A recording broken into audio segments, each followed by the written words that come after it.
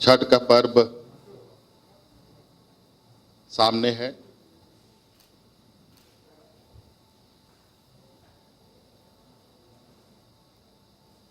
पूरे देश में विशेषकर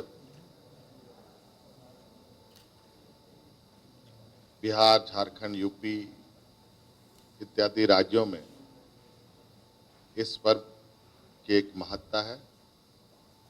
पहले तो मैं छठ पर्व की ढेर सारी शुभकामनाएं सबको देना चाहूँगा अपनी ओर से। और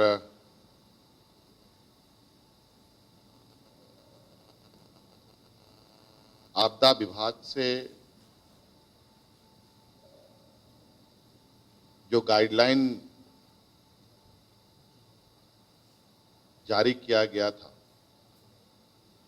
या जो अभी जारी किया गया है, वो भारत सरकार के आदेश के अनुरूप हमारे माननीय देश के प्रधानमंत्री जी के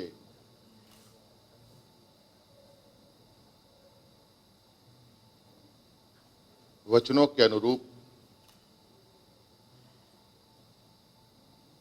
निकाला था। और आप उन बातों को याद करें कि देश के प्रधानमंत्री जी बिल्कुल स्पष्ट रूप से कहते हैं कि जब तक कोई दवाई नहीं तब तक कोई ढिलाई नहीं।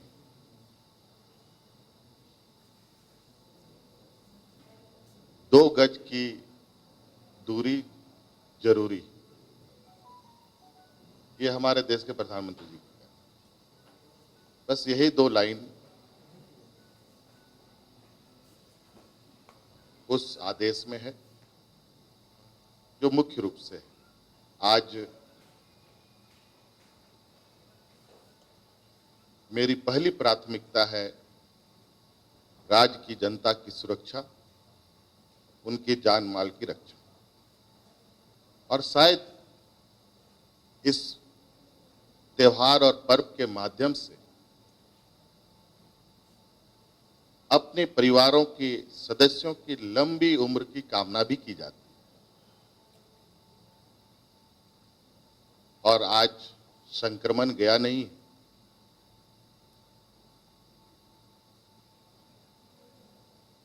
आपको हम एक जानकारी दें कि चुनाव बिहार में जो अभी आम चुनाव हुए, उसमें बड़े पैमाने पे हमारे यहाँ से पुलिस फोर्स की गई थी, सीआरपीएफ के, और वो लगभग आज 50% पुलिस फोर्स कोरोना पॉजिटिव हुए पड़े।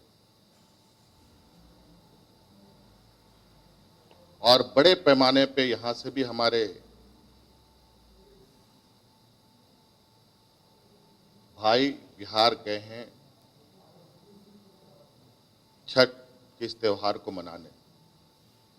अब ये वापस आएंगे, किन हालातों में आएंगे, ये तो आने के बाद पता चलेगा। हम राज्य में विभिन्न शहरों को, विभिन्न जगहों को, विभिन्न गांवों को विभिन्न जल स्रोतों के माध्यम से, विभिन्न जलाशयों के माध्यम से शहरी जलापूर्ति योजना, ग्रामीण जलापूर्ति योजना चलाते हैं।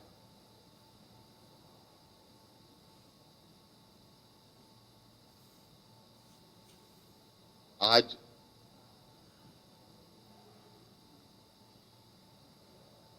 जो प्रधानमंत्री का वचन है, जब तक दवाई नहीं कोई ढिलाई नहीं, जनभावना को देखकर हमने ये निर्णय लिया है कि नदी तालाबों में सरकार द्वारा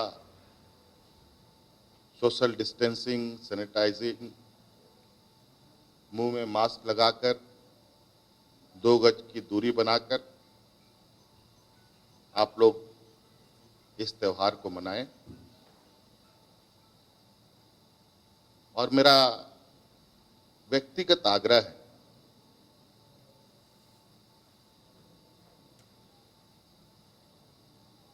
और मैंने देखा भी है, हजारों लोग अपने अपने घरों में ही बरसों से छठ मनाते हुए आ रहे हैं।